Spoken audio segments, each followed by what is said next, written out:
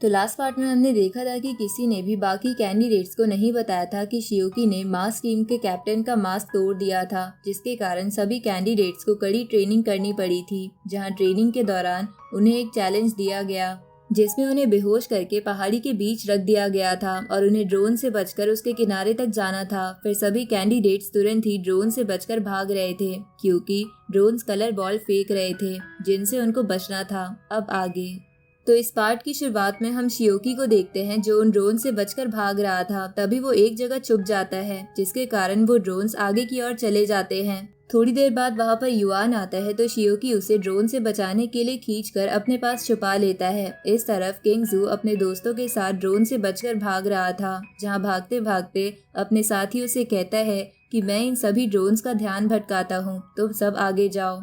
ये बोलकर वो दूसरी तरफ भागने लगता है तो सारे ड्रोन्स उसकी तरफ भागने लगते हैं। इस तरफ मोली बाइली के साथ गाड़ी में ड्रोन से दूर भाग रही थी। इधर किंगजू उन ड्रोन्स को भटका के वापस अपने साथियों के पास आ जाता है, लेकिन तभी उसका एक साथी एक पेड़ के पास एक मैप देखता है जिसे देखने के चक्कर में वो बाकी लोगों से अलग हो जाता है। दूसरी तरफ मोली की गाड़ी एक माइन के ऊपर से गुजरती है जिसके कारण वो फट जाती है और वो दोनों खाई में गिरने लगते हैं। इधर इस तरफ एक ऑफिसर वाइस कैप्टन से कहता है कि अब सिर्फ 20 कैंडिडेट्स ही बचे हुए हैं, जिस पर वाइस कैप्टन कहता है कि हो सकता है इनमें से कोई टेस्ट पास कर ले, इसलिए टेस्ट को कंटिन्यू रखो। इधर शियोकी बाइली और मोली को खाई में गिरते हुए देख लेता है, जिसके कारण वो बाइली मोली को बचाने में कामयाब हो जाता है, लेकिन मोली नीचे गिर जाती है। अब युआन बाइली से कहता है कि तुम्हें 2 कलर बुलेट्स लग गई हैं और अगर तुम्हें एक और कलर बुलेट लगी तो तुम टेस्ट से बाहर हो जाओगे।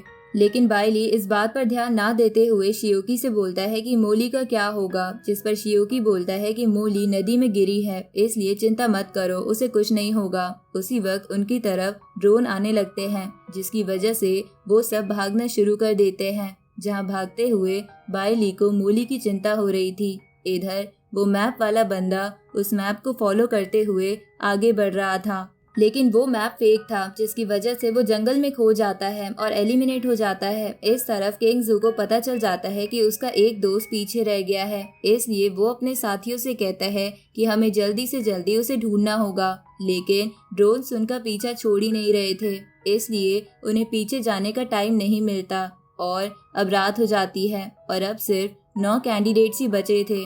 इधर हम मोली को देखते हैं जो बेहोशी की हालत में नदी में तैर रही थी। दूसरी तरफ किंगजू अपने एक साथी से कहता है कि तुम आगे चले जाओ, क्योंकि उसका दूसरा साथी बहुत ज्यादा थक चुका था, अब उसके पास आगे जाने की ताकत नहीं बची थी।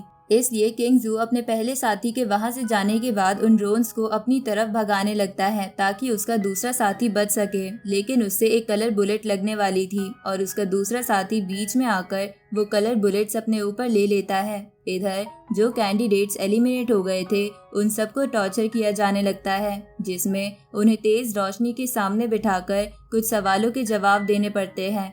इस तरफ किंगजू का जो साथी पहले भाग गया था उसके पैर में मोच आ जाती है, जिसके कारण वो नीचे गिर जाता है और सारे ड्रोन्स उसके पास आ जाते हैं। लेकिन तभी किंगजू वहां पहुंच जाता है और उन ड्रोन्स को तोड़ने की कोशिश करने लगता है। इधर किंगजू के दूसरे साथी को टॉर्चर किया जा रहा था, जहां उससे पूछा जाता है कि तुम सब किंगजू की बात क्यों मानते हो, जिस पर वो बंदा कहता है कि मुझे स्कूल डेज में गेम्स खेलने की बहुत आदत थी, लेकिन रास्ते में कुछ बुलीज मुझे परेशान किया करते थे, पर मैं किंगजू को ये बात नहीं बता सकता था क्योंकि वो कॉलेज एंट्रेंस एग्जाम की तैयारी कर रहा था। लेकिन पता नहीं कैसे फिर भी उसे ये बात पता चल गई, जिसकी वजह से उसने अपना एंट्रेंस एग्जाम छोड़कर उन बुलीज को बहुत मारा। लेकिन उसकी वजह से वो कॉलेज में एडमिशन नहीं ले पाया और उसे हमारे साथ एक पार्ट टाइम जॉब करनी पड़ी। इस वजह से हम सब किंगजू की बात मानते हैं क्योंकि वो अपने दोस्तों को बहुत ज्यादा वैल्यू देता है। इस तरफ किंगजू कुछ ड्रोन्स को तोड़ देता है, लेकिन तभी उसका दोस्त उसे बताता है कि मेरे पैर में मोच आ गई है, इसलिए मैं आगे नहीं चल सकता। तो ये सुनकर किंगजू कहता है कि अगर ऐसा है तो चलो दोनों एक साथ हार जाते हैं। अब ये बोलकर वो उन ड्रोन के सामने हीरो की तरह खड़ा हो जाता है, जिसकी वजह से वो एलिमिनेट हो जाता है। लेकिन ये देखकर वो वाइस कैप्टन भी थोड़ा हैरान था। अब किंगजू को टॉर्चर किया जाने लगता है, जहां उससे पूछे जाने वाले सवाल सभी कैंडिडेट्स को सुनाई दे रहे थे। तभी उससे पूछा जाता है कि तुम अपने आप को एक एरोगेंट पर्सन क्यों शो करते हो, जिस पर किंग जू उन ऑफिसर पर ही भड़कने लगता है। दूसरी तरफ ये सुनकर बाइली युआन से पूछता है, तुमने बताया था ना कि किंग जू ने अपने एक दोस्त का कर्जा उतारने के लिए अपना घर बेच दिया था। इस पर युआन कहता है कि हाँ, मैंने सुना था कि पास में वो ऐसे कई कारनामे कर चुका है। ये सुनकर बाइली कहता है कि तभी उसके दोस्त उसकी इतनी रिस्पेक्ट करते हैं, वो सच में एक मर्द है। उसी वक्त बाइली देखता है कि अभी वो पहाड़ के एज से बहुत दूर है, तो ये देखकर वो नीचे बैठ जाता है और कहने लगता है, मैं और नहीं भाग सकता। तभी वहाँ ड्रोन्स आ जाते हैं, तो बाइली हीरो बनने के लिए उन दोनों से कहता है कि तुम दोनों यहाँ से भाग जाओ, मैं इन ड्रोन्स को संभालता हूँ। लेकिन वो दोनों बाइली को उठाकर भागने लगते हैं। जहाँ भागते हुए उन्हें एक गुफा मिलती है। वो सभी गुफा के अंदर चले जाते हैं। जहाँ गुफा में जाने के बाद युआन शियोकी से कहता है, मैं भी थक चुका हूँ और अब अगर मैं और चला तो मैं बेहोश होकर अपने पास्ट में करे हुए बुरे काम दोबारा कर सकता हूँ, जो मैं नहीं करना चाहता, इसलिए मुझे माफ कर दो।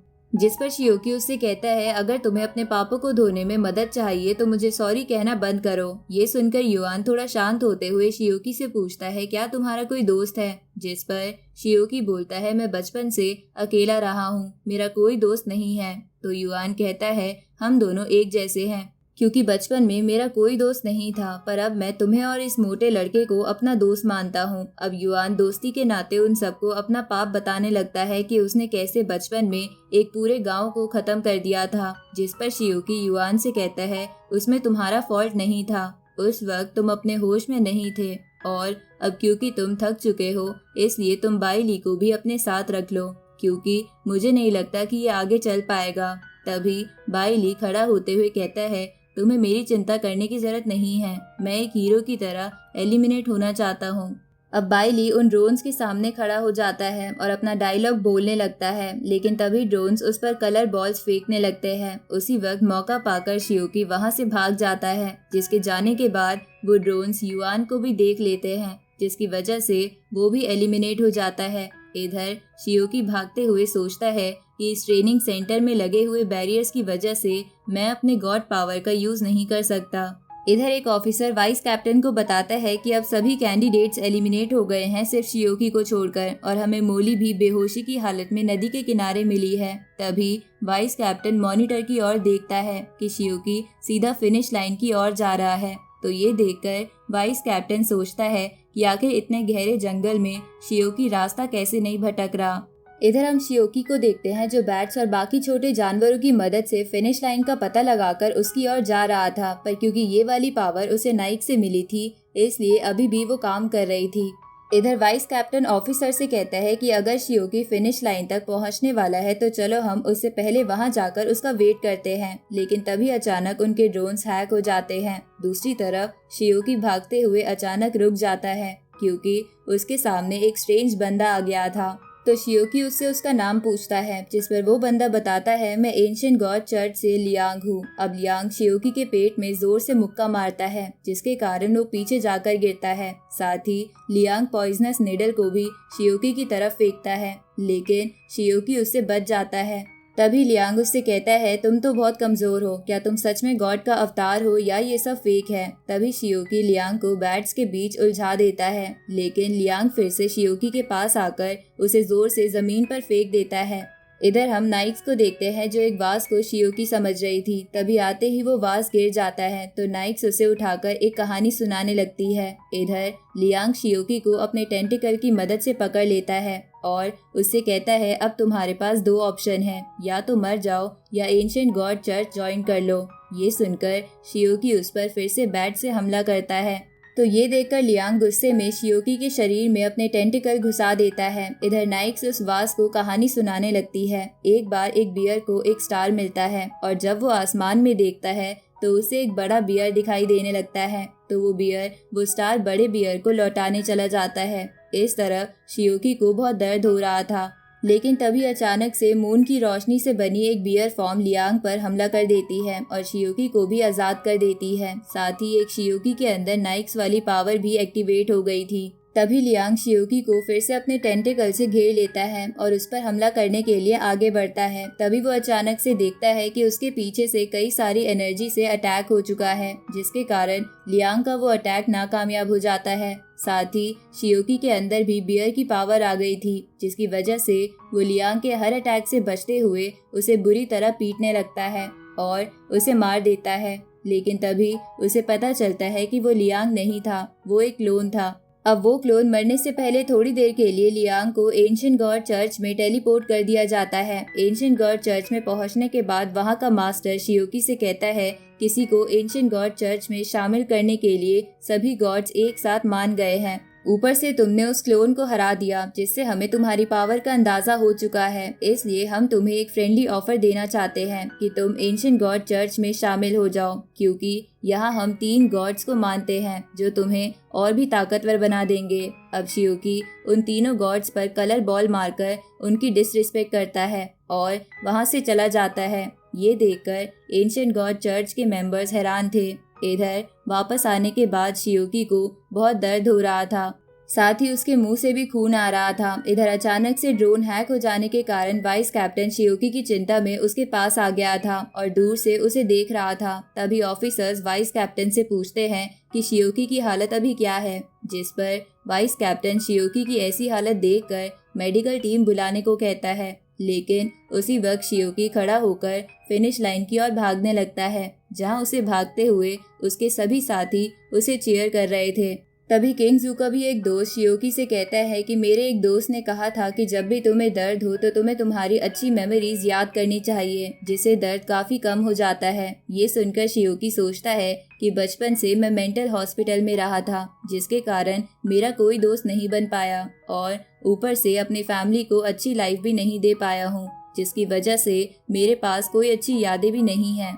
लेकिन तभी ये सोचते सोचते शियोकी अपने फिनिश लाइन तक पहुंच जाता है और नई सुबह होते हुए सूरज के साथ सिटी के सुंदर नज़ारे को देखने लगता है, जहां वो ऐसा करते हुए सोच रहा था कि ये सब सिर्फ जाओ की वजह से पॉसिबल हो पाया है। उसी वक्त थकान के कारण वो नीचे गिरने लगता है, तो सभी ऑफिसर्स उसे बचाने के लिए उसकी ओर भागने लगते हैं।